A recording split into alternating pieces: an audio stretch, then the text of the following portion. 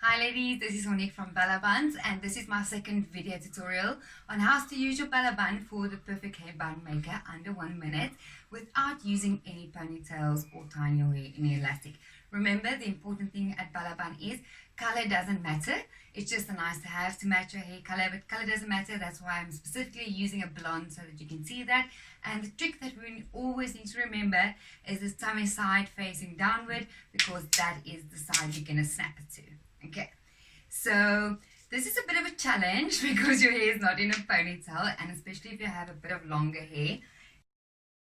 So you're going to put it in the middle of your hair like this, and then I'm going to pull it towards the end once again, and I'm going to start rolling it. You can roll in your ends, and now as soon as you have the grip, I'm going to take it to the back because I need to roll in everything evenly. Okay. And otherwise you all start doing a side bun. Okay, so now I have my bun rolled in tight at the back. I can feel all my hair is quite tight rolled in. I'm gonna snap the one side, so I'm snap it in, and I'm gonna snap the other side in. To do it without an elastic is gonna be always for a low bun. Okay, you won't be able to quite make it with a high bun. And there is your bun under 1 minute. I like to show you there.